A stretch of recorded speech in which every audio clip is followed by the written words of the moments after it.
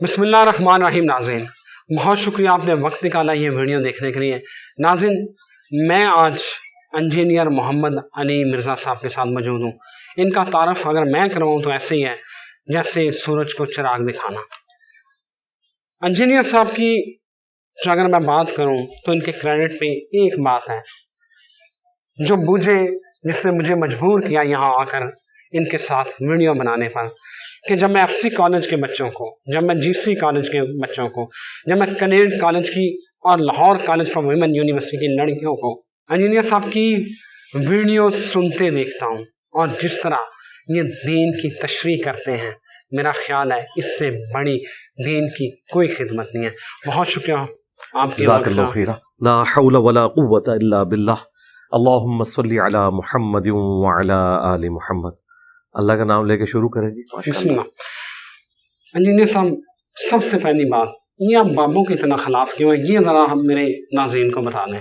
کیونکہ انہوں نے رسول اللہ صلی اللہ علیہ وآلہ وسلم کے ساتھ غداری کی ہے، یہ وجہ ہے۔ میرا ذاتی تو کوئی نقصان نہیں کیا۔ انہوں نے اپنی زندگی میں عزت اللہ اور اس کے رسول کے نام کے اوپر اویل کی، عز و جل و صلی اللہ علیہ وآلہ وسلم، اور پوری زندگی چندے کھائے قرآن و سنت کے نام کے اوپر۔ لیکن انہوں نے الٹیمیٹلی تعلیمات بتائیں اپنے بزرگوں کی جو انہوں نے دین کو سمجھا، حالانکہ اس کا دین کے ساتھ کوئی لینا دینا نہیں تھا۔ اب اس میں زیادہ سے زیادہ کوئی لیم ایکسکیوز یہ ہو سکتا ہے کہ جی یہ جو آپ بابوں کے اوپر الزامات لگا رہے ہیں تو یہ ان کی تعلیمات ہی نہیں ہیں، بلکہ یہ تعلیمات کسی نے ان کی طرف منسوب کر دی ہیں۔ تو جو چیز ان کی طرف منسوب ہے اس کی بنیاد کے اوپر انہیں غلط کیسے کہا جا سکتا ہے؟ تو یہ بڑا جینوئن کوسچن ہوگا۔ تو عرض یہ ہے کہ جن لوگوں کے یہ بابے ہیں نا، وہ تو کہتے ہیں یہ انہی کی تعلیمات ہیں۔ وہ اگر اپنے بابوں کی بے عزتی کروانا چھوڑ دیں تو ان کے بابوں کی عزت بچ جائے گی۔ جب وہ ہمیں بار بار مجبور کریں گے کہ یہ گستاخیاں، یہ اپنے ناموں کے کلمے پڑھانا، یہ معرفت کی باتیں ہیں، آپ کو سمجھ نہیں آئی تو ہمیں تو سمجھ آ رہا ہے کہ کیا ہوا ہے۔ تو اس کا حل اینڈ پہ یہی ہے کہ یہ دستبردار ہو جائیں کہ یہ انہوں نے نہیں کہا، ہم بھی پیچھے ہٹ جائیں گے۔ لیکن یہ بضد ہے، اور ظاہر ہے کہ یہ پورے اخلاص کے ساتھ بضد ہے، اور ان کی ضد میں ان کے ساتھ ہوں۔ مجھے بھی پتا ہے کہ یہ ٹھیک ضد کر رہے ہیں، مجھے اس میں کوئی یار نہیں ہے، کیونکہ جو پچھلے 100 سالوں میں بابے گزرے ہیں ان کے ابھی تو قلم کی سیاہی بھی خشک نہیں ہوئی ہے، ان کے اپنے آستانوں کے اوپر ان کے ہینڈ ریٹن نوٹس پڑے ہوئے ہیں۔ یعنی پیر میل شاہ صاحب جو کچھ لکھ کے گئے ہیں وہ تو ان کے ہینڈ ریٹن نوٹس گولڈاشی میں رکھے ہوئے ہیں، وہ کیسے ان سے دستبردار ہوں؟ تو یہ وجہ ہے، اگر یہ قرآن و سنت کو فائنل اتھارٹی مانتے ہیں تو پھر ان کا میرا جھگڑا نہیں ہوگا۔ یہ جو ہم نے لکھا نا نبی کے جیسا ہے ہی کوئی نہیں، بابے تشائی کوئی نہیں، یعنی رسول اللہ کے مقابلے پہ ہم کسی بابے کو عزت نہیں دیں گے۔ اس کی وجہ یہ ہے کہ بابے نے کوئی فزکس میں کمال نہیں دکھایا، کیمسٹری میں نہیں دکھایا کہ ہم اس کی عزت کر رہے ہیں۔ بابے نے تو یہ کلیم کیا کہ میں نے دین کی خدمت کی ہے۔ جب وہ اسی سبجیکٹ میں ہی فیل ہے تو عزت ختم ہو گئی۔ ان بابوں کو یہ کافر ڈکلیئر کر دیں، ہم ان کو نہیں تختہ مشق بنائیں گے، کہیں گے ہمارے دین سے ان کا کوئی تعلق نہیں۔ ان کو آپ ہمارے دین کا بھی پیشوا بنا کے پیش کریں، ہم آپ کو قرآن و سنت بتائیں، آپ بابوں کے شعر پڑھیں جو بالکل الٹ ہوں۔ تو یہ اصل وجہ ہے۔ یہ بے عزتی جو کچھ ہو رہی ہے یہ ان کے ماننے والے کروا رہے ہیں، ہم نہیں کر رہے۔ یہ کہتے ہیں نہیں، آپ ان کو اسی طریقے سے قبول کریں۔ علی بھائی یہ پھر جو غوث پاک نے بیڑی تار دی اور یہ معجزات، یہ تو ہم صدیوں سے سنتے آ رہے ہیں۔ یہ اسی قسم کے جو استدراج یا معجزات یا کرامات کہہ لیں، جو یہ سو کالڈ، یہ تو ہندو بھی کہتے ہیں۔ 1965 کی جنگ میں آپ کہتے ہیں داتا صاحب نے بم پکڑے ہیں، ان کی دیویوں نے بم پکڑے ہیں، انہوں نے تو بم دکھا بھی دیے، آپ کے پاس تو بم دکھانے والے بھی کوئی نہیں، انہوں نے میوزیم میں لگائے ہوئے ہیں۔ ہاں، تو اس دن سے ڈر جائیں کہ گورے اردو سیکھ لیں یا مولویوں کو انگریزی آ جائے تو یہ جو کوئی 2-4 بچے آج دین پہ چل رہے ہیں نا، یہ بھی چلنا چھوڑ دیں گے۔ تو یہ سب کچھ جھوٹ ہے۔ اور دوسرا، یہ غوث پاک یا جتنے بھی بڑے بزرگ ہیں، انہوں نے ریٹائرمنٹ کس دن لی ہے؟ میرے آنے کے بعد۔ اگر یہ کلیم کرتے ہیں کہ یہ سب کچھ کر سکتے ہیں تو اب کریں نا۔ اس سے برا وقت کوئی مسلمانوں پہ آ سکتا ہے؟ آج اسرائیل جو فلسطین میں ظلم کر رہا ہے، بابے کدھر ہے؟ اچھا، اس کے جواب میں یہ کہیں گے کہ اللہ کدھر ہے؟ اللہ نے تو اپنے سامنے حسین ابن علی کو بھی شہید ہوتے دیکھا ہے، اللہ نے کعبے کی توہین ہوتے بھی دیکھی ہے۔ وہ ایک ہی ابرا کے لشکر کو اللہ نے ہلاک کیا تھا اس سال کو یادگار بنانے کے لیے۔ اللہ نے یہ معاملات مخلوق پہ چھوڑے ہوئے ہیں، یہ مخلوق نے معاملات کو دیکھنا ہے۔ اللہ کے تو انبیاء بھی قتل ہوئے ہیں، یہ انہوں نے دیکھنا ہے۔ اور جب ان کا یہ کلیم ہے کہ ان کی بزرگوں کی ڈیوٹیاں ہوتی ہیں شہروں کے اوپر اور یہ دنیا کا نظام چلا رہے ہوتے ہیں, اللہ تعالیٰ نے ان کے سپرد کیا ہوا ہے, پھر ظاہر ہے جس کے سپرد ہے اسی سے پوچھیں گے نا بھائی. اپوزیشن لیڈر سے تو نہیں پوچھیں گے, ہم پرائم منسٹر سے پوچھیں گے نا کہ بھائی تیری ڈیوٹی ہے, کیا کر رہا ہے تو. یہ کہتے ہیں نہیں داتا صاحب گورنر پنجاب ہے, تو پنجاب میں جتنی مہنگائی ہو رہی ہے, پنجاب میں جتنی بجلی کے بل زیادہ آئے ہیں, تو وہ تو پھر ہم انہی سے پوچھیں گے نا, کیونکہ ان کی ڈیوٹی ہے. اور اگر یہ کہتے ہیں کہ نہیں یہ آپ ہمارا مذاق اڑا رہے ہیں, تو پھر آپ کہہ دیں کہ ڈیوٹیاں کوئی نہیں ہے, ہم بات کرنا بند کر دیں گے. یہ سب کچھ یہ خود کروا رہے ہیں. علی بھائی وہ تو کہتے ہیں کہ یہاں سے فیض ملتا ہے, دیکھیں نا وہ تو کہتے ہیں یہ تو مینارہ نور ہے. منارہ نور یہ ہے کہ وہاں پہ جتنا بھی اس وقت نظام چل رہا ہے وہ لوگوں کے چندے پہ چل رہا ہے. آج گورنمنٹ کہنا کہ وہاں جتنے چندے ہیں وہ نہیں جائیں گے, تو یہ دربار آپ کو اگلے دن اس کی حقیقت کھل جائے گی کہ یہاں کوئی صفائی کرنے والا بھی آپ کو نہیں ملے گا. یہ سب لوگ کھانے پینے کے چکروں میں جا رہے ہیں, اور وہ کھانا پینا بزرگ نہیں دے رہے, آپ چندے وہاں دے رہے ہیں. وہاں پہ چندے دینے بند کر دیں, میں دیکھتا ہوں اگلے دن آپ کو کوئی مجاور بھی نہیں نظر آئے گا, بھوکا مرے گا وہاں پہ, وہ بیٹھا ہوا ہے روٹی کے لیے. ٹھیک ہے, آپ شام کے وقت دیکھیں جب وہ چادر ڈالتے ہیں سینکڑوں لوگ صرف نوٹ گننے والے وہاں بیٹھے ہوئے ہوتے ہیں. تو ہماری جیبوں سے کاٹ کے خود دربار کی صفائیاں ہو رہی ہیں, ان کے مجاور کھا رہے ہیں, اس میں سے تھوڑا سا ہمیں بھی کھلا رہے ہیں, اور احسان ہم پہ کر رہے ہیں کہ بابا جی پال رہے ہیں. بابا جی کہاں سے پال رہے ہیں؟ بابے سارے ہم پال رہے ہیں, یہ سارے بابے ہم نے پالے. دیکھیں اقرار الحسن کو میں نے کہا ہے کہ وہ عبداللہ شاہ غازی کے مزار پہ جا کے یہ بتائے کہ کراچی کی سب سے زیادہ جو ہیروئن, چرس اور یہ جتنی منشیات والی چیزیں ہیں یہ اس دربار پہ بک رہی ہیں. میں نے اقرار الحسن کو کہا کہ تم پروگرام کرو. اے آر وائی والوں سے میں نے گن پوائنٹ پہ کروایا, انہوں تو بتا دیا کہ کیا ہو رہا ہے, برائی کے اڈے بنے ہوئے. تو جو لوگ اپنے مزارات کے اوپر ہونے والی برائی نہیں روک پا رہے, ان کے بارے میں آپ یہ کلیم کر رہے ہیں کہ انہوں نے دنیا کا نظام چلایا ہوا. دنیا کا نظام کوئی نہیں چلایا ہوا, دنیا کا نظام اللہ تعالیٰ چلا رہا ہے. باقی دنیا میں اللہ نے کھلی چھٹی دی ہوئی ہے, چاہے تو شکر گزاری کی روش اختیار کرو, خواہ ناشکری کی. آخرت میں وہ پکڑے گا, دنیا میں وہ پکڑے گا نہیں. چاہے تو پکڑ بھی سکتا ہے, لیکن اس کا رول یہ ہے کہ اس نے آخرت کے دن کے لیے اسے پوسٹ پون کیا ہوا ہے. ہمارے جو ایک بابا جی تھے یہاں خادم رضوی صاحب, وہ ہر دوسری تقریر میں امت کو گالیاں دیتے تھے. وہ کہتے تھے جی امت مر جائے اگر نبی کی گستاخیاں ہو رہی ہیں تو یہ امت کیوں زندہ ہے. تو میں نے ان کو کہا تھا کہ یار یہ بابوں نے نہیں کلمہ پڑھا ہوا نبی علیہ السلام کا. دیکھیں آپ عوام کو پہلے گالی دیں گے یا پرائم منسٹر کو اور چیف منسٹر کو دیں گے جس کی ذمہ داری ہے؟ تو ان کے پرائم منسٹر, گورنر اور چیف منسٹر تو یہ سارے بابے ہیں. وہ بابا کی در ہے کہ جہاں پہ یوٹیوب کی ہارڈ ڈسک رکھی ہوئی ہے اور وہاں پہ گستاخانہ ویڈیو سیف ہے, اس بابے کو پہلے سر عام پھانسی دینی چاہیے کہ تو کیا دنیا کا نظام چلا رہا ہے بھائی. دنیا کا نظام تو اسے کہاں سے, تو نے تو گستاخانہ ویڈیوز وہاں پہ تو نگاہ مار کے ڈیلیٹ کروا. حقیقت یہ ہے کہ کچھ بھی نہیں کر سکتے بھائی. ان کا حال یہ ہے کہ جو 1965 تک بم پکڑتے تھے نا, ان کے مزارات پہ آ کے بم ٹھوک کے چلے گئے دہشت گرد. جو بندہ ڈائیں مار کے کیش پکڑتا تھا راوی کے پل کے اوپر, ٹھیک ہے, اس کے ہاتھ میں ایسے کیش پکڑا کے گئے دہشت گرد, 55 بندے وہاں پہ شہید ہو گئے. تو سائنس نے اور میڈیا نے بالکل سارے بزرگوں کا پول کھول دیا کہ سب فراڈ کے اوپر چل رہا ہے. یہ مثالیں دیتے ہیں نا اگر انبیاء کی, تو ہم کہیں گے ان بزرگوں کو تم نے نبی مانا ہوا ہے.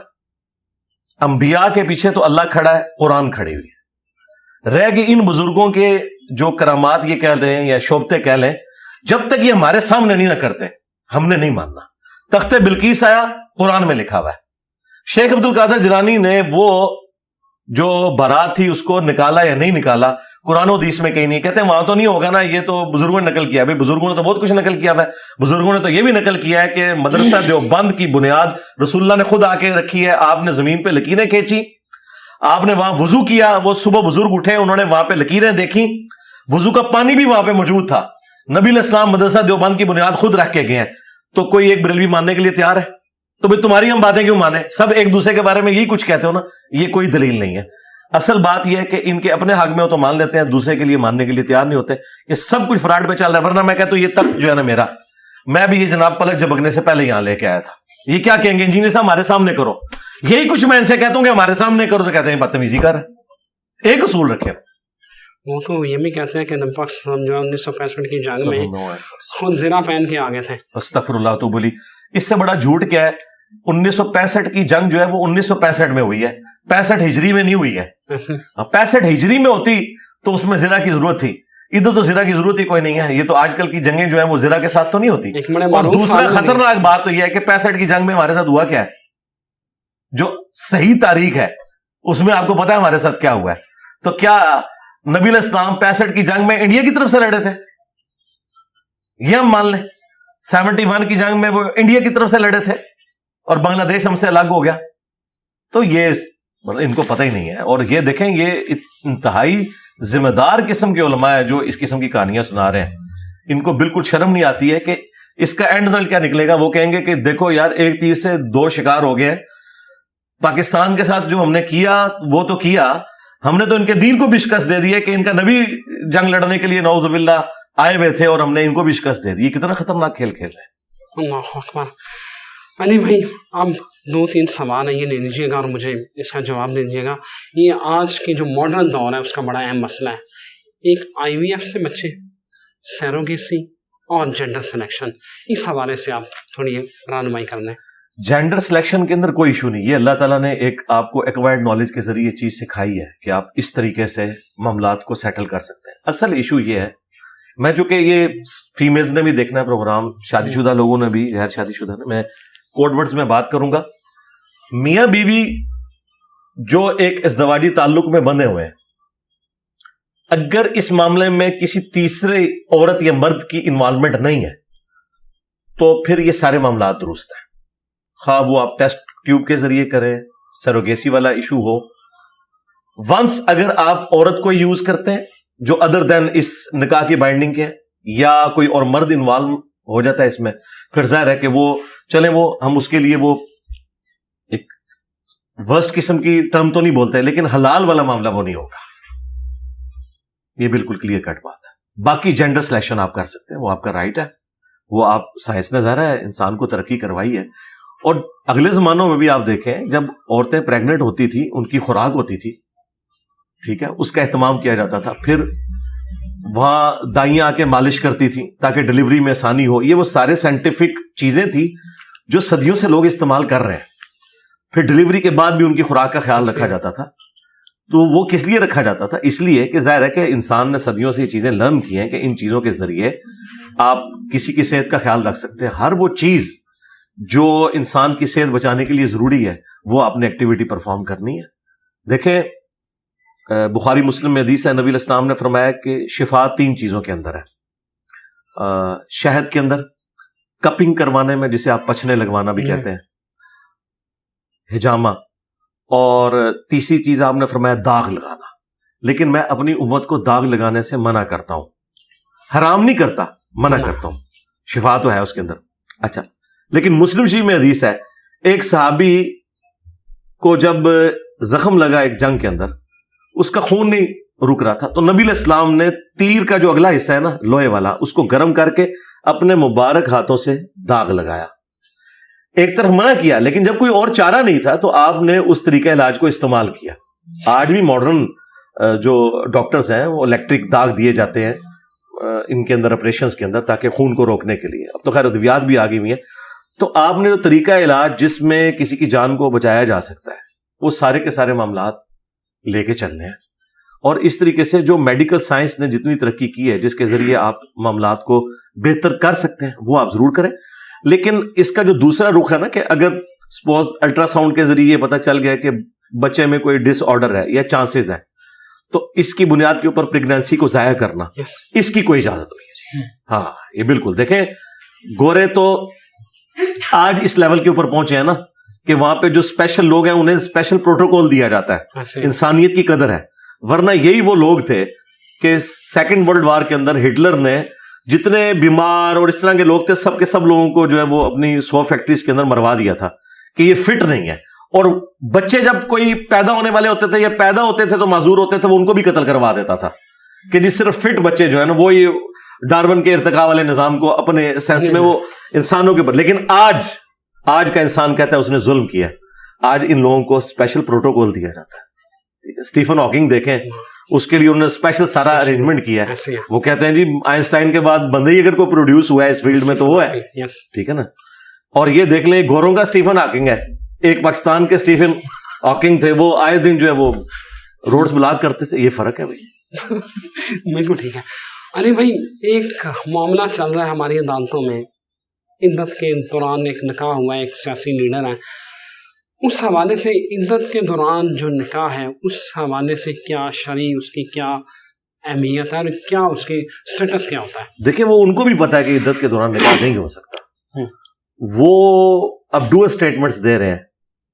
پہلے انہوں نے یہ اسٹیٹمنٹ باہر نکالی تھی کہ اسی لیے تو ہم نے تجدید نکاح کیا ہے، لیکن بعد میں پھر پتا چلا کہ تجدید نکاح اس لیے کیا ہے کہ وہ پہلا نکاح عدت کے اندر ہوا تھا. اب ہمیں تو کلیئر سچویشن ہی نہیں ہے اس معاملے میں. جو مولوی الزام لگا رہا ہے اس وقت خان صاحب کے اوپر، اس مولوی نے پہلے کوئی اور سٹیٹمنٹ دی ہوئی ہے. اس نے کہا تھا کہ میں نے جو ہے وہ بشرا بی بی سے پوچھا تھا تو انہوں نے کہا کہ میں نے عدت جو ہے سنت کے مطابق اپنے ایکس ہسبینڈ کے گھر پوری کی ہے، کیونکہ نبی الاسلام نے اس کو سنت کے طور پہ تعلیم کی ہے کہ عدت وہاں پہ اگر پورا کرنا چاہے وہ عورت تو کر سکتی ہے. تو چونکہ اس کے بچے بھی تھے وہ کہتی ہے میں نے وہاں پوری کی ہیں، لیکن بعد میں وہی مفتی کہہ رہے ہیں کہ نہیں انہوں نے عدت پوری نہیں کی ہے. تو اب یہ مسئلہ چلا گیا جوڈیشری میں. مجھ سے تو اس سوال کا جواب لیا جائے گا جہاں پہ سوال کلیئر ہو. جواب سوال کا ہوتا ہے، جب سوال ہی نہیں ہے تو جواب کیا ہوگا؟ ہاں آپ دونوں سچویشن رکھ لیں کہ اگر انہوں نے عدت کے اندر نکاح کیا ہے تو وہ تو بالکل حرام ہے اور وہ اسٹیبلش ہی نہیں ہوا، ٹھیک ہے، اور اگر عدت کے اندر نہیں کیا تو نکاح بالکل درست ہے. علی بھائی ہر بندے کی ایک ذمہ داری، اگر اس کو کوئی عہدہ یا کرسی ملی ہوئی ہے تو اس کو وہ اپنی ذمہ داری نبھانی ہے، وہ آئینی ہے، قانونی ہے، جو بھی ہے. اگر ایک ادارہ جیسے الیکشن کمیشن ہے اس نے الیکشن وقت پہ کروانے ہیں، اگر وہ یہ ڈیوٹی سر انجام نہیں دے رہا تو اس حوالے سے آپ کیا کہتے ہیں؟ اللہ کے حضور مجرم ہے جی. یا تو کوئی جسٹیفیکیشن پیش کرے، آ کے پبلک کو سیٹسفائی کرے کہ کس وجہ سے کر رہے ہیں. جس طرح ابھی یہ الیکشن لیٹ ہو رہے ہیں اس میں تو وہ جینون پلی لے رہے ہیں کہ چونکہ آئین میں یہ بھی ہے کہ اگر مردم شماری ہوئی ہے تو اس کے بعد 4 مہینے کا ان کے پاس الاؤنس موجود ہے جس میں انہوں نے حلقہ بندی نئے سرے سے کرنی ہے. تو 4 مہینے انہوں نے لے لیے نا، انہوں نے کسی طریقے سے اس معاملے کو لے کے چل رہے ہیں نا. لیکن یہ ان کو آ کے پبلک کو جواب دہ ہونا چاہیے. یہ تو سپریم کورٹ میں کوئی پٹیشن فائل کرے نا تو سپریم کورٹ اس کو دیکھ لے گی. انہیں اپنی آئینی ذمہ داری پوری کرنی چاہیے. ہاں بالکل ٹھیک ہے. علی بھائی ایک اور اہم مسئلہ ہے یہ جو بہت سارے، میں کیونکہ میرا دیہات سے ایک بیک گراؤنڈ ہے تو میں وہاں سے جو مسجدوں والے مولوی ہوتے ہیں نا، میں نے ان کو کہتے سنا ہے کہ یہ جو انگلش میڈیم اور انگریزی میڈیم اسکول ہیں ان میں بچوں کو پڑھانا حرام ہے. اچھا ذرا رہنمائی فرما دیں آپ. میرا خیال ہے یہ تو پرانی باتیں ہوگی، اب تو کوئی نہیں ایسا کرتا.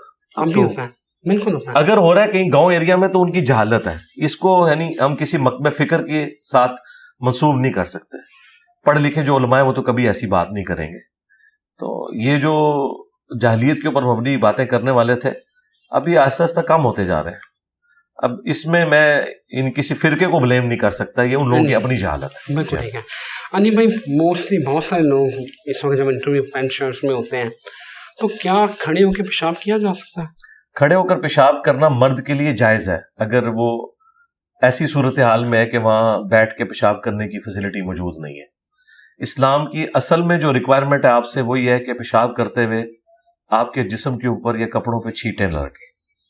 بخاری مسلم میں حدیث ہے نا، نبی الاسلام ایک قبر کے پاس سے گزر رہے تھے، 2 قبریں تھی، آپ نے فرمایا ان کو عذاب ہو رہا ہے. ایک چگلی کھاتا تھا، دوسرا پیشاب کے چھینٹوں سے نہیں بچتا تھا. پھر آپ نے ایک ٹہنی درخت سے توڑ کے اس کے 2 حصے کر کے اس پہ لگا دیا اور فرمایا جب تک یہ ہری رہیں گی ان کے عذاب میں تخفیف ہوگی. تو اس میں پیشاب کے چھینٹوں سے بچنے کا ذکر تھا. تو اصل مقصد پیشاب کے چھینٹوں سے بچنا ہے. اگر پیشاب کے چھینٹوں سے کھڑے ہو کر پیشاب کرنے میں بچت ہے تو کھڑے ہو کر کریں، اور اگر بیٹھ کے پیشاب کرنے میں بچت ہے تو آپ بیٹھ کے کریں. ایسی جگہ بھی ہو سکتی ہے، یعنی کوئی بہت پتھریلی زمین ہے وہاں پہ اگر آپ بیٹھ کے پیشاب کرتے ہیں تو اپنے اوپر آتے ہیں، اس کی بجائے آپ ایک سائڈ پہ کھڑے ہو کر پیشاب کرتے ہیں تو صحیح بخاری میں موجود ہے نبی الاسلام نے بھی کھڑے ہو کر پیشاب کیا ہے جواز کی حد تک، یعنی کبھی ضرورتاً ایسا کرنا پڑ جائے. لیکن آپ علیہ السلام کی جو عمومی سنت ہے وہ بیٹھ کے پیشاب کرنا ہے. امام ترمذی نے پہلے ایک باب باندھا ہے بیٹھ کے پیشاب کرنے سے متعلق، اور اس میں سیدہ عائشہ کی بھی حدیث لے کے آئے ہیں وہ کہ حضرت عائشہ نے فرمایا سلام اللہ علیہا کہ تم اگر یہ سنو کہ کوئی شخص یہ کہہ رہا ہے کہ نبی علیہ السلام کھڑے ہو کے پیشاب کرتے تھے تو اس کی تصدیق نہ کرنا. اچھا، یعنی عمومی عمل آپ کا یہی تھا. یہ عمومی عمل میں اس میں سے اس لیے نکال رہا ہوں کہ اس کے بعد امام ترمذی نے اگلا باب باندھا ہے اس میں رخصت کا بیان، اور اس میں انہوں نے وہی حدیث لیا جو بخاری میں ہے کہ نبی علیہ السلام نے کھڑے ہو کر پیشاب کیا. تو اس سے یہ پتہ چل گیا کہ مرد کے لیے کھڑے ہو کر پیشاب کرنا یہ جائز ہے. جس طرح آپ ملٹی نیشنل ہوٹلز کے اندر اگر کسی نے پینٹ شرٹ پہنی ہے وہاں پہ کھڑے ہو کر پیشاب کی جگہ بنی ہوئی ہے بشرطے کہ آپ کے اوپر چھینٹے نہ پڑے. اصل مقصد یہ ہے کہ چھینٹے نہ پڑے. جس طرح اصل مقصد مسواک کرنا نہیں ہے, اسلام کو مسواک سے کوئی لینا دینا نہیں ہے, اسلام کو دانتوں کی صفائی سے ہے. اب جب ہم یہ باتیں کرتے کہتے ہیں مسواک کی توہین کر دی ہے, تو آپ لوگ تو خود مٹی کی توہین کر رہے ہو, کیونکہ نبی علیہ السلام نے تو صابن استعمال نہیں کیا, آپ تو مٹی استعمال کرتے تھے غسل سے پہلے, بخاری مسلم میں ہے. تو آپ صابن کیوں استعمال کرتے ہو؟ تو یہ آپ کو بتائیں گے کہ وہ مٹی اس زمانے میں صفائی کے لیے استعمال ہوتی تھی, اب صابن ہوتا ہے. تو بھائی آج اگر جتنی دنیا کی آبادی ہے ان کے لیے مسواکیں آپ جمع کرنا شروع کر دیں تو جو اس وقت درختوں کی حالت ہے تو آپ کیسے پوری کر سکتے ہیں؟ ٹوتھ برش تو آپ کو سستا پڑتا ہے. پھر آج کل کی جو مرغن غذائیں ہیں جس قسم کی, اس میں ٹوتھ پیسٹ کو جس طریقے سے سائنٹیفکلی مینج کیا گیا اس سے صفائی زیادہ بہتر ہوتی ہے ایز کمپیئر ٹو مسواک والے معاملے میں. تو اصل مقصد ہے دانتوں کی صفائی.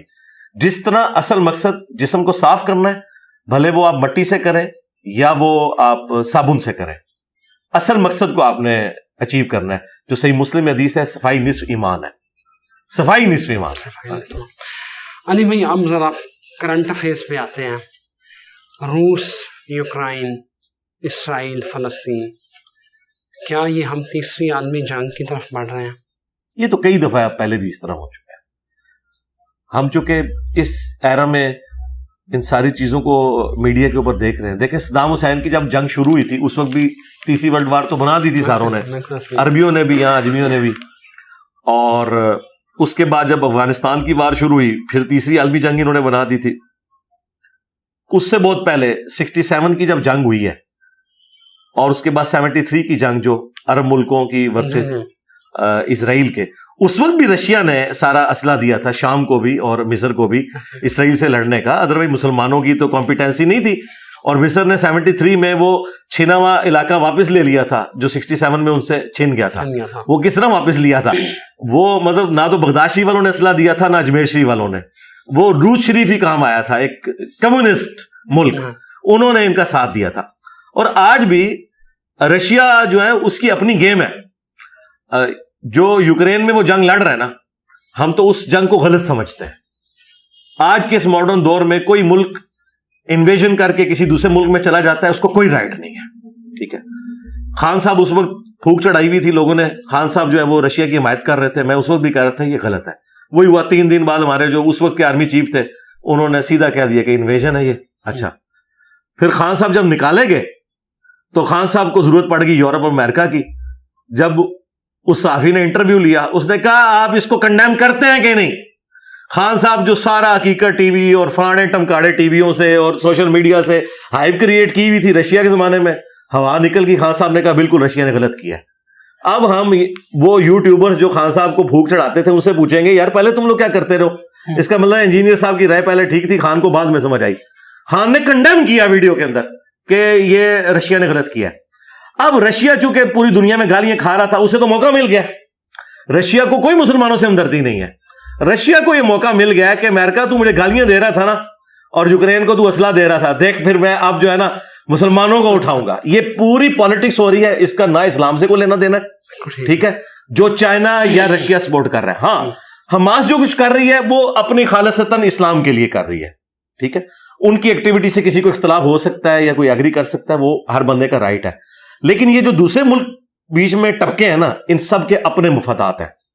سعودی عرب نے بھی جب دیکھا نا کہ چائنا بھی تھوڑا حوصلہ دے رہا ہے اور رشیا بھی اور امریکہ بھی آج کل بیک فٹ پہ ہے, ظاہر ہے ادھر والے ملک کی اکانومی بڑھ گئی ہے. اب چائنا تو اس وقت دنیا میں لیڈ کر رہا ہے, تو انہوں نے بھی ہمت دکھائی. مجھے بتائیں ان عربیوں نے کبھی ہمت دکھائی ہے امریکہ کے مقابلے پہ؟ صدام حسین کے ساتھ جو کچھ کیا امریکہ نے, اس کے بعد جو کچھ افغانستان میں ہوا, ان لوگوں کی تو جرت ہی نہیں بول جائیں.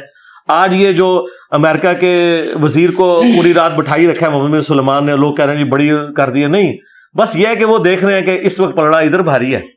آج رشیا چائنا پیچھے ہٹ جائے تو ان مسلمانوں کو بنانوں کے اگلے دن آپ بیان دیکھیں بالکل 180 ڈگری ہو جائیں گے. اور دوسرا, آپ لوگ میڈیا کے لوگ ہیں, میں آپ لوگوں سے پوچھتا ہوں, آپ لوگوں نے تو ان تمام سپیکرز کو جو طالبان حکومت کے حق میں بول رہے تھے, اور یہ مقبول جان صاحب, ڈاکٹر اسرار صاحب, باقی سارے لوگ, وہ کہتے تھے خلافت راشدہ قائم ہو گئی ہے. خلافت راشدہ کدھر ہے؟ انہوں نے تو ایک بیان بھی نہیں دیا فلسطین کے حق میں. آپ نے کوئی بیان سنا ہے؟ نہیں, آفیشلی نہیں سنا. کوئی بیان ہی نہیں آ رہا. یا آپ لوگ یہ کہیں کہ انہوں نے کوئی وہاں پہ بریگیڈ روانہ کر دیا ہے, ایک ہی دفعہ وہ فتح کر کے بیان جاری کریں گے کہ لیں جی ہم نے خراسان کے جھنڈے گاڑ دیے جا کے فلسطین میں. اچھا, دوسری طرف ہمارے پولیٹیکل لیڈرز, ابھی نواز شریف صاحب کا بیان اب آیا ہے, رات کو بھی انہوں نے دیا ہے, ایک دفعہ نکلنے سے پہلے دیا, کچھ دن وہ بھی خاموش رہے ہیں, ٹھیک ہے جی. اور آئی ایس پی آر کی ٹویٹس بھی کوئی نہیں آئی ہیں. پھر وہ کور کمانڈر کانفرنس ہوئی اور اس میں بھی ایک وہی پرانی ایک جو جملے ہیں جی ہم اصولی موقف کی حمایت کرتے ہیں. اور جو مسلم امت کا لیڈر تھا عمران خان, وہ کہہ رہے ہیں مجھے سائیکل دے دو, ہاں وہ کہہ رہے ہیں مجھے دیسی مرغی دو, وہ کہہ رہے جی میرے بندے چھوڑو. بھائی اندر سے جب وکیل کے ذریعے تم 50 باتیں باہر نکال رہے ہو, ایک یہ بھی نکال دو کہ خان صاحب نے جو ہے مذمت کی ہے اسرائیل کے حملے, کوئی نہیں انہوں نے مذمت کی ہے. تو مطلب کیوں کہ ان کو پتا کہ ابھی میں نے تازہ امریکہ سے حالات ٹھیک کرنے شروع کیے ہیں, اگلی دفعہ میں نے حکومت میں آنا ہے تو امریکہ اور اسرائیل کی مجھے ضرورت ہے, تو ابھی میں کوئی ایسا بیان نہ دے دوں کہ جس کے سے مسئلہ ہو جائے گا. اور لوگ ان کی طرف سوائیاں دے رہے ہیں جی, وہ اندر بیٹھے ہوئے اندر سے ہر بات تو باہر نکال رہے ہیں سوائے ایک اس بیان کے. ان سب لوگوں کے اپنے مفادات ہیں جی, چاہے ہمارے حکمران ہیں چاہے عرب ملکوں کے حکمران ہیں. عوام جو ہے نا ان کے دل دھڑکتے ہیں, وہ ہمارے جیسے لوگ دعائیں بھی مانگ رہے ہیں جو ہم یہی کچھ ہی کر سکتے ہیں ظاہر ہے, یا ہم اپنی فورسز کو ٹیکسز دے سکتے ہیں, لڑنا تو بھائی فوج کا کام ہے, ہم نہیں لڑ سکتے. اچھا یہ جب ہم بات کرتے ہیں لوگ کہتے ہیں شاید ہم بزدل ہیں, بزدلی کی بات نہیں ہے, بات یہ ہے کہ آج کی جنگیں اس طرح نہیں ہوتی. ہاں خالد بن ولید ایک تلوار لے کے آئے ہیں, رومن جنرل بھی ایک تلوار لے کے آئے گا. یہ نہیں ہوگا کہ خالد بن ولید تلوار لے کے اور سامنے والا کلاشنکوف لے کے آ جائے تو آپ ادھر سے 1000 تلوار والے بھی لانچ کر دیں, کیا اینڈ رزلٹ نکلے گا؟ کوئی عقل کو ہاتھ ڈالیں, اس طرح نہیں ہوتا دنیا میں, اس طرح جنگیں نہیں لڑی جاتی ہیں. اور پھر لوگوں کو یہ برا لگتا ہے, بھائی اس طرح نہیں ہوتا. اگلے زمانوں میں برابر کا اسلحہ ہوتا تھا, تعداد کم زیادہ ہو سکتی ہے. تعداد میں بھی سن لیں, غزوہ موتا جو جنگ موتا, اس میں مسلمان 3000 تھے اور رومنز 2 لاکھ تھے. تو حضرت خالد بن ولید وہ جنگ انہوں نے جب دیکھا ہم نہیں جیت سکتے, وہ اپنی فوج کو بچا کے واپس مدینہ شریف آ گئے. اس لیے دوبارہ ہم غزوہ تبوک پہ نبی علیہ السلام تشریف لے گئے تھے. جنگ کوئی نہیں لڑی ہے, وہ جنگ بس تھوڑی سی جھڑپیں ہوئی ہیں. اس کے بعد جب خالد بن ولید نے دیکھا نا کہ یار یہ تو فوج بہت زیادہ آ گئی, یہاں تو آپ کو پتہ نہیں کیا کیا سٹوریاں بنا کے سناتے ہیں کہ جی یہ ہو گیا جی وہ جیت کے آ گئے, جنگ نہیں جیت کے ریٹریٹ کر کے آئے تھے. آدھی ہسٹری بتاتے ہیں, اس طرح نہیں ہوا تھا. وہ ریٹریٹ کیا تھا تو پھر نبی علیہ السلام غزوہ تبوک میں 30,000 کا لشکر لے کے گئے. ہاں اس وقت بھی رومن امپائر بھاگ گئی تھی کیونکہ انہیں پتہ چل گیا تھا کہ نبی علیہ السلام کا مقابلہ نہیں کر سکتے. اللہ اکبر. علی بھائی میں ڈاکٹر سراج صاحب کا ایک کلپ دیکھ رہا تھا, اس کی آپ ذرا بہتر رہنمائی کر سکتے ہیں. وہ کہتے ہیں کہ ایک وقت آئے گا کہ یہود کا پورے عرب کے اوپر قبضہ ہوگا, اس کے بعد پھر مسلمان فائٹ بیک کریں گے. واللہ عالم جی, ہمیں تو نہیں پتا مستقبل کے حالات, تو آئیڈیا نہیں کہ کیا ہو. باقی پریکٹیکلی تو قبضہ تو ان کا ہے, انٹلیکچوئل قبضہ تو ہے, ان کی مرضی کے بغیر تو کچھ بھی نہیں ہوتا. باقی یہ کب ہوگا اور کیسے ہوگا ہمیں اس کی تفصیلات نہیں بتائی گئی. ہمیں اجمالاً بتایا گیا کہ الٹیمیٹلی جو فائنل جنگیں ہونی ہیں وہ شام کی سرزمین میں ہونی ہے, لیکن وہ کب ہونی ہے اس کا نہیں پتا. آپ کو میں حیران کن بات بتاؤں, شام کے جو فضائل کے بارے میں حدیثیں آج انہوں نے جو دریافت کی ہیں نا, یہ وہ حدیثیں ہیں جو حضرت معاویہ رضی اللہ تعالیٰ عنہ نے اس زمانے میں دریافت کر کے اپنے آپ کو حق پہ اور حضرت علی کو باطل پہ ڈکلیئر کیا ہوا تھا. یعنی یہ حدیثیں 1400 سال سے مسلمان اپنے حق میں استعمال کر رہے ہیں. وہ کہتے تھے اہل شام کے بارے میں حضور نے یہ فرمایا, وہ اس زمانے میں یعنی اپنے حق میں یوز کر رہے تھے, یہ آج یوز کر رہے ہیں. ابھی پتہ نہیں قیامت کہاں آنے والی ہے. اور پریکٹیکلی اس وقت تو شام تو شیعہ کے پاس ہے, سنیوں کی تو ویسے ہی آواز نکل جائے گی. اور وہ شیعہ بھی عام نہیں ہے, وہ تو نصیریہ ٹائپ شیعہ ہیں, علی اللہ کہنے والے. تو پھر شام حق پہ چھوڑ دیں بس, یہ ان لوگوں کو نہیں آئیڈیا چیزوں کا. علی بھائی کچھ علماء دین کہہ رہے تھے کہ قیامت کی نشانیوں میں سے ایک نشانی یہ بھی ہے کہ 40 سال پہلے قیامت سے صوبہ سندھ تباہ ہو جائے گا. اور ایک اور جگہ پہ وہ ایک ڈبیٹ چل رہی تھی, وہ کہہ رہے تھے کہ 15ویں صدی کے بعد صدی کو نہیں ہے, اور یہ 1444 ہجری کو چل رہا ہے, اور 75 تک تو ملیا میٹ. ان کے جو پرانے بزرگ ہیں نا وہ کہتے تھے 1000 سال امت چلے گی, تو آج 1445 ہجری ہے. پہلے تو ان بزرگوں کے اوپر لعنت بھیجے نا جو جھوٹ بول کے امت کو کہتے رہے. 450 سال تو ویسے ہی اوپر ہو چکے, رہ گیا ان کے ساتھ ہمارے آنے والے اسٹوڈنٹ لانتے ہیں ان کے اوپر بھیجیں گے کہ تسی بھی جھوٹے ہی نکلے. ٹھیک ہے, اس طرح کی کوئی اسیسمنٹ کر سکتا ہے؟ قرآن میں تو ہے کہ قیامت کا نبی علیہ السلام کو نہیں دیا گیا, صرف نشانیاں بتائی گئی ہیں. اچھا, احمد بریلوی صاحب نے امام مہدی کا جو سن ہے وہ 1837 ہجری نکالا ہوا ہے، 1837 ہجری، یعنی 400 سال تو ابھی ہم صاحب بریلوی کے پڑھے ہوئے ہیں پورے ہونے والے. تو یہ کوئی بابے ایک جگہ پہ متفق ہی نہیں، سب کے اپنی یہ تخمینے، کوئی اس طریقے سے نہیں ہے معاملات. اور باقی قیامت کی جو یہ نشانیاں بتاتے ہیں وہ ساری پاکستان میں پوری ہو رہی ہیں. یورپ اور امریکہ میں تو زندگی سکون سے گزر رہی ہے. یہ سارے مسئلے تھرڈ ورلڈ کنٹریز کے ہیں. ٹھیک ہے، یہاں پہ بھی اگر اکانومی درست ہو جائے تو قیامت کی ساری نشانیاں ختم ہو جائیں گی، لوگ کہیں گے جنت ہی ہے. تو یہ غریب لوگوں کا آخری سہارا یہی ہے کہ قیامت کی نشانی ہے. یہ سیم باتیں اس وقت بھی تھیں جب حضرت حسین ابن علی کے ساتھ اتنا ظلم ہوا نا، تو اس زمانے کے لوگوں نے کہا کہ قیامت کی نشانی ہے، اولاد رسول کو ذبح کر دیا، اس سے بڑی کیا قیامت ہوگی. تو یہ ہمارے لیم ایکسکیوزز ہیں، صرف اپنی ڈیوٹی سے بھاگنے کے لیے، اپنی کمزوریوں کو اس طریقے سے پردہ ڈالنے کے لیے. مجھے بتائیں، ایک ہی پاکستان کا ٹکڑا ہے بنگلہ دیش، ادھر کی قیامت کی نشانی تو کوئی پوری نہیں ہو رہی ہے، اس کی اکانومی تو اوپر جا رہی ہے، ہم دن بدن نیچے جا رہے ہیں. دیکھنے والی بات ہے نا. تو وہاں تو قیامت کی نشانی کوئی نہیں پوری ہوئی ہے. تو یہ ہماری کمزوری ہے جن کو ہم قیامت کی نشانیاں، اور پھر جو وہ وائزین ہیں جو فیول دیتے ہیں ان حکمرانوں کو، یہ کہہ کے اور جی جس طرح کی عوام ہوگی اس طرح کا حکمران آ جائے گا، اللہ سے توبہ کریں، گناہوں کی معافی مانگیں، یہ ہمیں یہ پڑھا رہے ہوتے ہیں. تو بنگلہ دیش والوں نے توبہ کر لی ہوئی ہے اللہ سے، جو ان کی اکانومی اوپر چلی گئی ہے. کیا یو کے اور امریکہ میں جو ہے وہ بدکاری ختم ہو گئی ہے جو وہ ان کی اکانومی اوپر جا رہی ہے؟ بھائی اللہ نے دنیا کو ایفرٹس کے ساتھ جوڑا ہوا ہے، ایفرٹ پٹ کریں گے تو رزلٹ بھی نکلیں گے. اس طریقے سے نہیں ہوتا کہ آپ ہر چیز کو روحانی پہلو کے ساتھ جوڑ کے تو اور اپنی غلطیوں کو پیچھے ڈال دیں اور اپنے سارے معاملات ٹھیک کر رہے ہیں. ان میں سے آج تک کسی مولوی نے کہا کہ اللہ پہ چھوڑ دیں، ہمارے مدرسوں کا خرچہ اللہ خود پورا کریں گے، ہمیں کوئی چندہ نہ دے؟ میں تو نہیں آج تک سنا کسی کو. ابھی فلسطین ہوا ہے تو سارے اپنی اپنی وہ لے کے تو کاسے نکل آئے ہیں، نیچے جو اکاؤنٹ نمبر اور اپنے موبائل نمبر ڈسپلے کرا رہے ہیں کہ جی آپ لوگ تو فلسطین جا نہیں سکتے تو ہمارے اکاؤنٹ میں ٹرانسفر کریں. اللہ کے بندو نہ دو انہوں پیسے، ہو خدا دا نہ جے رام نہ کریو، وہ تو وڑن نہیں دے رہے کسی نو. اور وہ غزہ میں جتنی آبادی ہے نا 20 لاکھ، مصریوں نے جتنے ٹرک وہاں مصر کے مسلم عوام نے کھڑے کر دیے نا، وہ آندہ ان کے سال کے لیے خوراک کافی ہے. ادھر سے کوئی بھیجنے کی ضرورت نہیں، نہ دیو انہوں نے اپنی گڑیاں نے نمیاں خرید لینی ہے. اللہ کو ڈرو خدا دا نہ جے، نہ رامسور کھواؤ انہوں، اللہ دی راہ جتھے غریبیں چ ونڈو. بالکل صحیح کہہ رہے ہیں، 20 ٹرک انہوں نے بڑی مشکل سے گزرنے دی ہیں. اس جناب وہاں لائن لگی ہوئی ہے، اس کوالٹی کا کھانا. عربی تو اتنے فیاض ہیں، عربیوں نے وہاں اتنا کھانا پورا کر دیا، ادھر سے کوئی نہیں جانا، نہ کسی نے ان کو جا کے دینا ہے، انہوں نے نیڑے نہیں کسی لگن دینا. اور پھر آ کے یہ ٹی وی پہ کر جی بارڈر کھول دو، اسی جانا ہے، اسی جمعہ پڑھنا ہے. تو میں تو کہہ رہا گورنمنٹ کو کھولیں بارڈر، ان کو بحری جہاز میں ساروں کو بٹھائیں اور میڈیٹرینین سے بھیجیں. جو 41 کلومیٹر کی وہ لائن ہے نا جو اسرائیل کے، جان چھوٹے یار پاکستان ویٹیکن سٹی تو نہیں تسی بڑھا سکتے، تو کم از کم انہوں نے بحری جہاز بھیجو تھے اسرائیل، جا کے جہاد کرو، جاؤ. ٹھیک ہے، اور ان کو ضرورت نہیں، ڈنڈوں کی بھی ضرورت نہیں، انہوں تو نگاہ مار کے جہاد کرنا ہے. یہ تو ہماری ضرورت ہے کہ جدید اسلحہ ہونا چاہیے. یہ تو قائل ہی نہیں اسلحے کے، یہ تو کہتے ہیں نگاہ مار کے بھی ہو سکتا ہے. تو ان کو تو ضرورت ہی نہیں اسلحے کی بھی. جائیں، ابھی تک نگاہ لگی نہیں ہے علی بھائی، ابھی تک نگاہ لگی نہیں ہے. ہم غربت میں ہیں، مہنگائی ہمارے یہاں، بے روزگاری ہمارے یہاں. بھائی ان کی نگاہ لگے نہ لگے، اسرائیل کی نگاہ انہوں نے پہ جانی جی. ایک F-35 انہوں نے بھیجنا ہے، سارے بزرگوں کو جنت ہی پہنچا دینا انہوں نے، اتو بمباری کر کے. بالکل ٹھیک ہے، بالکل ٹھیک ہے. علی بھائی، یاجوج ماجوج اور دجال، ہم تو یہ بھی سنتے آ رہے ہیں کہ بس دجال آنے والا ہے.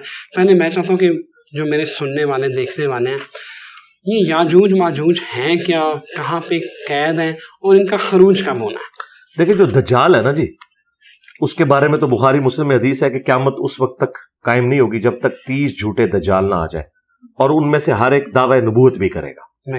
ٹھیک ہے، یہ جو بڑا دجال ہے یہ بھی پہلے مسیح ہونے کا دعویٰ کرے گا، خدائی کے دعوے میں بعد میں پہنچے گا. یہ بھی جھوٹا نبی ہونے کا دعویٰ کرے گا.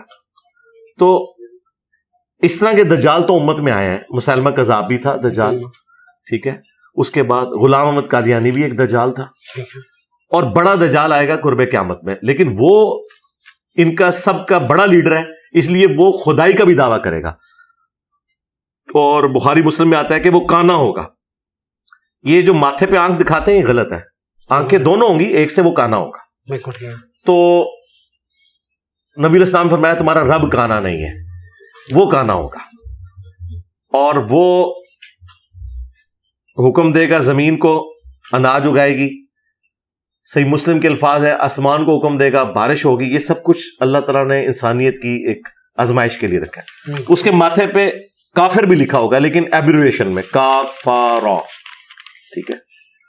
اور مسلم شریف کے الفاظ ہیں کہ ان پڑھ مسلمان بھی جو اہل ایمان ہے وہ پڑھ لیں گے یہ کافر ہے, لیکن جو اہل ایمان ہے, ہاں جو مطلب 100 کارڈ اہل ایمان ہے وہ اس کے پیچھے لگ جائیں گے, کیونکہ وہ ان کی خواہشات کو پورا کرے گا. اس سے بڑا کون بزرگ ہو سکتا ہے جو اتنا کچھ کر کے دکھا دے. ان کے بابے تو زبانی کلامی کرتے تھے, وہ واقعی کر کے بتائے گا.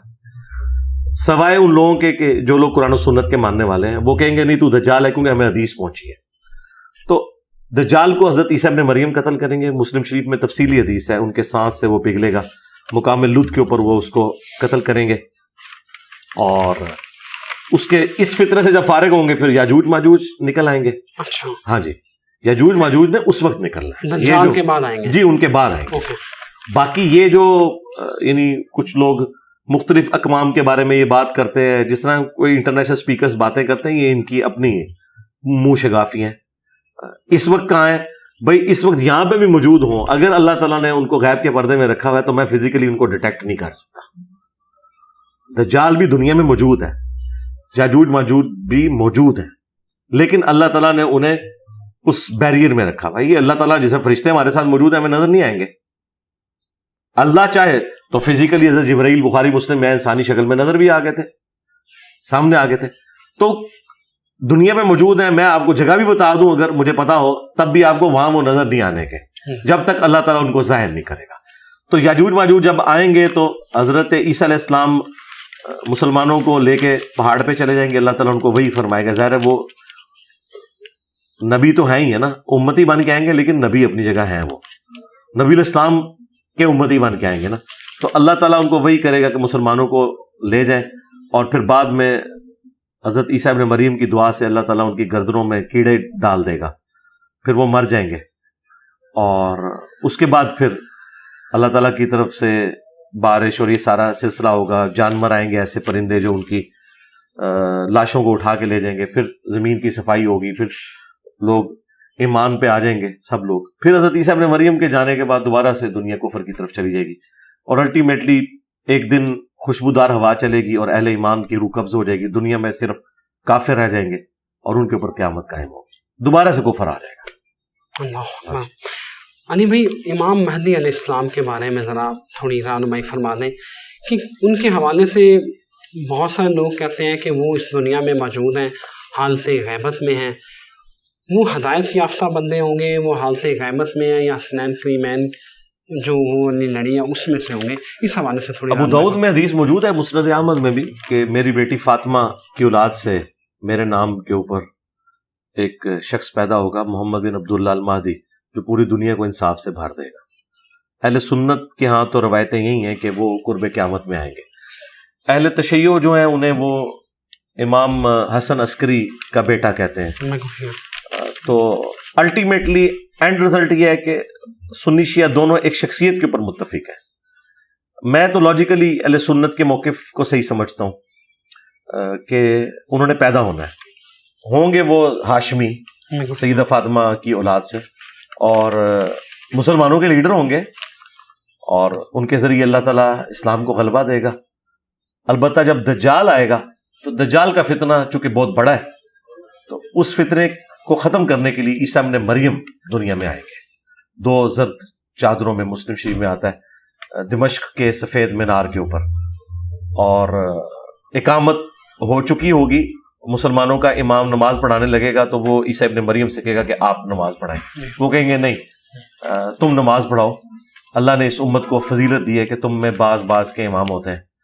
تو وہ ایک نماز عیسیٰ ابن مریم امام مہدی کے پیچھے پڑھیں گے آنر کے طور پہ. بخاری مسلم میں آتا ہے تمہاری کیا شان ہوگی کہ عیسیٰ ابن مریم تمہارے پیچھے نماز پڑھ رہے ہوں گے.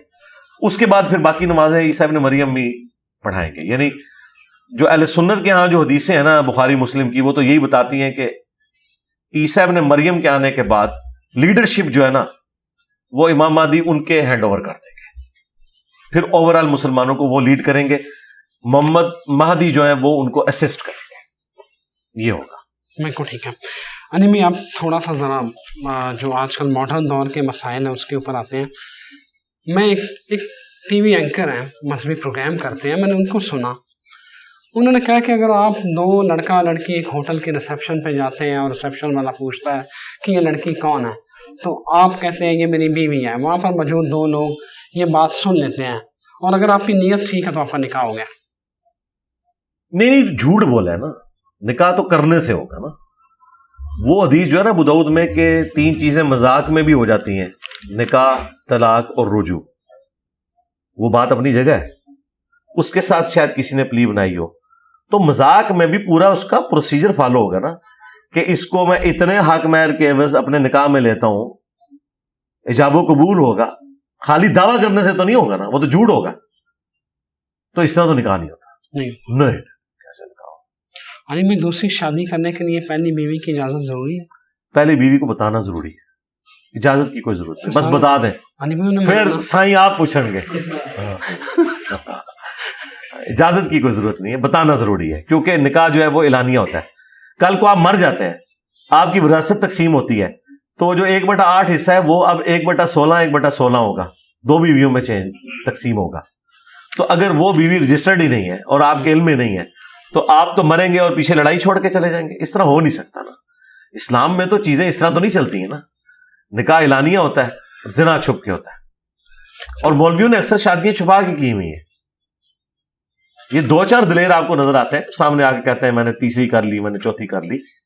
سارے نہیں اس طرح کرتے، 2-2 3-3 سب نے کی ہوئی ہیں.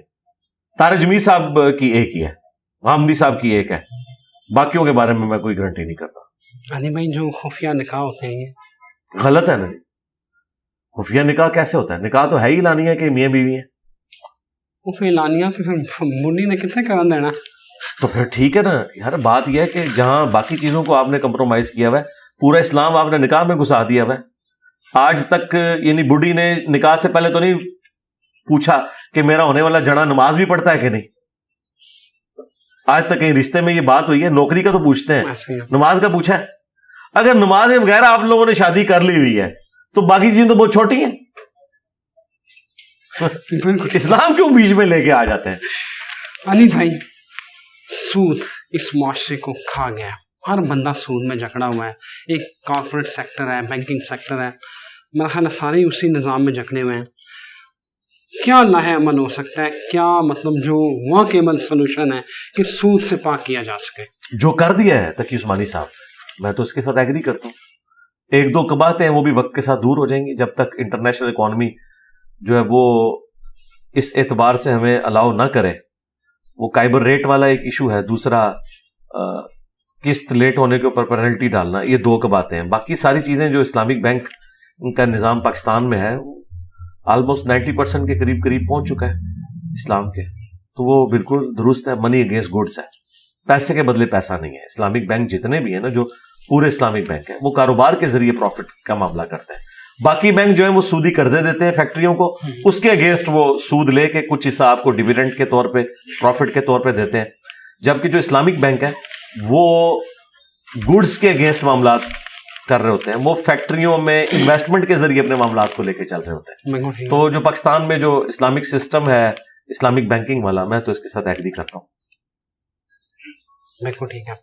علی بھائی اسلام میں حلالہ کا کانسیپٹ ہے؟ کوئی حلالے کے کانسیپٹ نہیں ہے. سنن ابن ماجہ میں حدیث سے حلالہ کرنے والے کروانے والے دونوں پر اللہ کی لعنت ہے. وہ ایک قرآن میں ذکر آیا تھا جسے انہوں نے حلالہ بنا لیا کہ اگر کوئی شخص فوت ہو گیا اس کے بعد جو اس کی بیوی ہے وہ اپنے پہلے خاوند کی طرف اپنی مرضی سے لوٹنا چاہے تو وہ چلی جائے وہاں پہ. یہ نہیں تھا کہ وہ اسے قتل کر کے یا ایک رات کا نکاح کر کے سارے معاملات کرے، ایسی تو کوئی بات نہیں. یہ تو پری پلان ہلانا جو ہے یہ تو سب کے نزدیک حرام ہے جی. بالکل کوئی حلالے کا کانسیپٹ نہیں ہے. نکاح متع جائز ہے؟ نہیں، کوئی جائز نہیں. نہ نکاح متع جائز ہے، نہ نکاح مسیار جو عرب ملکوں میں، دونوں ہی غلط ہے. نکاح یہی ہے جو اسٹیبلش نکاح ہے. لونڈی رکھ سکتے ہیں آج کے دور میں؟ آج کے دور میں لونڈیاں ہے ہی نہیں، رکھنی کہاں سے آپ نے؟ کوئی نہیں، وہ کوئی لونڈیاں نہیں ہے. لونڈی سسٹم تو ختم ہو چکا ہے دنیا سے، نہیں آبسلیٹ ہو چکا ہے. ہاں ہے ہی نہیں ہے نا. کہاں پہ غلام بیچتے ہیں؟ نہیں اس طرح تو نہیں نا، کسی کو غلام تو نہیں بنا سکتے نا. غلام وہ تھے جو نسل در نسل غلام چلتے تھے، وہ اب ختم ہو چکا ہے پورے کا پورا سسٹم. پھر پلس جو غیر مسلم ملک کے ساتھ مسلمانوں کی جنگیں ہوتی تھی، اس جنگ کے دوران جو عورتیں لڑنے آئی ہوتی تھی نا، ان کو لونڈیاں بنایا جاتا تھا. ان کے پورے ملکوں کی عورتوں کو لونڈیاں نہیں بنایا جاتا تھا، ان کے بچوں کو غلام. تو اس طرح کے تو معاملات کوئی نہیں ہے. علی بھائی ایک اور چیز کے اوپر رہنمائی کیجیے گا. ابھی ہم دیکھ رہے تھے کہ فلسطین اور اسرائیل کی جنگ میں کوئی مولوی کوکو کولا کی بوتل پھینک رہا ہے، کوئی مرنڈا پھینک رہا ہے، آج کا میکڈونلڈ کا بائیکاٹ چلا ہوا ہے. تو یہ لگتا ہے کہ یہ صحیح طریقہ ہے؟ پہلے تو سب سے یہ اسمارٹ فون اپنے زمین پہ پٹکے نا، وہ تو کوئی نہیں پٹک رہا. وہ ان کی ضرورت ہے، وہ ان کے چندوں کا ذریعہ ہے، اس کے بغیر یہ سٹارٹ نہیں ہوتے. تو ان کا سارا اسلام جو ہے وہ میکڈونلڈ میں، KFC میں، کوکو کولا میں گھس گیا. اسمارٹ فون کیوں نہیں توڑتے یہ اپنے؟ جب یہ مفتی توڑیں میں ان کے ساتھ کھڑا ہو جاؤں گا، کیونکہ پھر یہ ایک نمبر ہوں گے نا. چند چیدہ یعنی پروڈکٹس کا بائیکاٹ کر رہے ہیں. یہ تو میں نے الزامی بات کی ہے. میرے نزدیک تو کسی پروڈکٹ کا کوئی بائیکاٹ بنتا ہی نہیں ہے. اس کی وجہ ہے کہ یہاں پہ ہماری روزی روٹی ان چیزوں کے ساتھ جڑی ہوئی ہے. مجھے بتائیں یہاں کوکو کولا یا پیپسی یا یہ باقی چیزیں جو ہے، یہاں کوئی غیر مسلم تو آگے جاب نہیں کر رہے. الٹیمیٹلی اگر ان کو نفع پہنچ رہا ہے میرے بھائی، وہ تو دنیا میں آپ کوئی بھی کام کریں، آپ جو مسجد کے لیے چندہ بھی اکٹھا کرتے ہیں نا، اس کا بھی الٹیمیٹ فائدہ اسرائیل کو ہوتا ہے. دنیا کی اکانومی کو رول کر رہے ہیں. جو باہر سے ڈالر بیچتے ہیں آپ کی مدرسوں کو چلانے کے لیے، اس کا الٹیمیٹ فائدہ بھی اسرائیل کو ہوتا ہے. دنیا میں کہیں اکنامک ایکٹیویٹی جنریٹ ہوتی ہے نا، وہ کہیں نہ کہیں سے اسرائیل کے ساتھ جڑی ہوئی ہے، یہودیوں کے ساتھ جڑی ہوئی ہے. اس طرح دنیا میں معاملات نہیں چل سکتے. یہ ساری جذباتی ڈاکٹرن ہے. تو آندہ جو بھی بائی کارڈ کی بات کرے سکے، میرے سامنے موبائل رکھ ادھر، اٹ میں آپ مارا گا اور ویڈیو بنا کے انجینئر کا منہ توڑا گا میں. اے دیکھ آئی فون 14 میں رکھے، اے پنر لگاؤں میں. یہ آئی فون جو ہے امریکہ کا نا، اور اسرائیل کا جو آئرن ڈوم سسٹم ہے وہ امریکہ نے دیا ہوا ہے. ہر سال $40 ارب اسلحے کی مد میں گفٹ کے طور پر اسرائیل کو امریکہ دیتا ہے، اور ابھی $100 ارب انہوں نے اور منظور کر دیے ہیں. آئی فون کتنے مولویوں نے پنے نے؟ امریکہ کے نا، انہوں نے اپنے پنجنے نے، میرا خیال. تو بس وہ اس طرح ہی ہے، سب جذباتی باتیں ہیں. علی بھائی تھرڈ ٹیمپل تعمیر ہونا ہے یا باتیں ہیں؟ نہیں، وہ کریں گے، ظاہر ہے پیچھے نہیں ہٹیں گے. آج نہیں تو کل انہوں نے کرنا ہے. اور یہ تو ایک اللہ تعالیٰ کی طرف سے آزمائش والا معاملہ ہے. اللہ تعالیٰ نے بنی اسرائیل کو اس وقت جب وہ اللہ کے چنے ہوئے بندے تھے، نبیوں کی نافرمانی کرنے کے سبب ان کا ہیکل سلیمانی برباد کروا دیا کافروں کے ہاتھ. دوسری دفعہ، پہلی دفعہ جو ہے وہ نیبوکیڈ نظر نے کیا، دوسری دفعہ ٹائٹس نے کیا، اور ایک وہ ویلنگ وال جس کے سامنے وہ گریا کرتے ہیں، دیواریں گریا، وہ ہے. تو تیسری دفعہ بھی انہوں نے تعمیر کرنا ہے، کریں گے وہ. علی بھائی مسجد اقصی جو ہے یہ ہمارا پہلا قبلہ کہا جاتا ہے، از اٹ ٹرو؟ غلط ہے. یہ قبلہ اوسط ہے. ہمارا پہلا قبلہ جو ہے وہ قرآن میں تو لکھا ہے کہ پہلا گھر سورہ ال عمران میں جو لوگوں کی عبادت کے لیے مقرر کیا گیا وہ بیت اللہ ہے، جو بکہ کے اندر ہے. یہ بکہ اور مکہ دونوں ایک ہی پروننسیشن ہے. بکہ کا لفظ تورات میں موجود ہے. عرب کے لوگ بھی اسے بکہ سے جانتے تھے، مکہ اور بکہ. جس طرح آپ کے پڑوسی ملک میں بامبے بھی ہے، ممبئی بھی ہے، میم اور با دونوں کے ساتھ. تو یہ بکہ کے اندر ہے. یہ پہلا گھر یہی تھا. اس کے بعد کچھ عرصہ کے لیے بنی اسرائیل کے لیے بیت المقدس کو مقرر کیا گیا، اور نبی علیہ السلام نے 17 مہینے اس طرف منہ کر کے نماز پڑھی جب مدینہ شریف کے. پھر نبی علیہ السلام نے دوبارہ جب دعا کی تو وہ قبلہ واپس آ گیا، ابراہیمی قبلہ. یہ تو قرآن میں لکھا ہوا ہے کہ ہم نے یہ قبلہ اس لیے چینج کیا تاکہ اہل کتاب کوئی تمہارے اوپر حجت قائم نہ کرے، کیونکہ انہیں بھی پتا تھا کہ حضرت ابراہیم کا قبلہ خانہ کعبہ تھا. تو ابراہیم علیہ السلام پہلے ہیں، یہودوں نے سارا بعد میں ہے. یہودی اور نصرانی تو ان کی اولاد ہے نا. تو قرآن کہہ رہا ہے پہلا گھر جو ہے خانہ کعبہ ہے، اس کے بعد بیت المقدس ہے، پھر خانہ کعبہ ہوا. تو یہ ہمارا قبلہ اول بھی کعبہ ہے، قبلہ آخر بھی کعبہ ہے، درمیانی قبلہ وہ ہے. علی بھائی آخری سوال ہے، صرف اس میرا خیال ہے آپ سے بہتر کوئی جواب دے نہیں سکتا. ایک تو علماء کرام اپنی عزت کھو رہے ہیں، جو ایک علماء کا وقار، تعظیم اور تکریم ہوتی تھی وہ، اور دوسرا یہ مسلمانوں پر زوال آخر کیوں آیا؟ مسلمانوں پہ زوال آنے کی وجہ وہی ہے جو ڈاکٹر اقبال نے بیان کی ہے جواب شکوہ میں. وہ معزز تھے زمانے میں مسلمان ہو کر، اور تم خار ہوئے تارک قرآن ہو کر. یہ صحیح مسلم میں حدیث ہے، اللہ تعالیٰ اس قرآن کی وجہ سے قوموں کو عروج دے گا، اس قرآن کی وجہ سے ہی قوموں کو پستی کا شکار کرے گا۔ تو امت کی وجہ جو ہے خاری کاٹنے کی، وہ قرآن و سنت کو چھوڑنا ہے، نبی علیہ السلام کی تعلیمات کو چھوڑنا ہے۔ رہ گئے علماء، علماء نے اپنی عزت اس لیے کھو دی ہے کہ علماء نے غداری کی اپنے دین کے ساتھ، جس دین سے وہ کھا رہے تھے نا، وہ دین انہوں نے سکھایا نہیں۔ تو پریکٹیکلی اب اس وقت میری شکل میں ایک آزمائش ان کے اوپر مسلط ہو گئی ہے۔ تو یہ کہہ رہے ہیں انجینئر کہاں سے آ گیا؟ بھئی وہ انجینئر نہ آتا، کوئی اور انجینئر آ جانا تھا، تمہارے ساتھ تو یہ ہونا تھا جو تم نے دین کے ساتھ غداری کی ہے۔ اللہ تعالیٰ نے تو اپنے نبی کے ساتھ کیا ہوا وعدہ وہ پورا کرنا ہے۔ هو الذی ارسل رسولہ بالہدی ودین الحق لیظہرہ علی الدین کلہ۔ قرب قیامت سے پہلے ایک دفعہ دین دوبارہ غالب ہونا ہے، اس کے لیے ضروری تھا کہ مولویوں نے جو فرقے بنائے ہوئے ہیں بزرگوں کے ناموں کے اوپر، یہ ختم ہو کے لوگ رسول اللہ کے ساتھ جڑے صلی اللہ علیہ وآلہ وسلم، اور اس میں ایک تھوڑی سی خدمت اللہ تعالیٰ نے ہمارے پلیٹ فارم سے بھی دی۔ الحمدللہ۔ اللہ بہت شکریہ علی بھائی، جزاک اللہ، بہت شکریہ آپ کا، بہت شکریہ۔ ان ساری علی بھائی کی باتوں کے بعد میرا کچھ کہنا بنتا نہیں ہے، صرف اجازت چاہتا ہوں۔ اللہ حافظ۔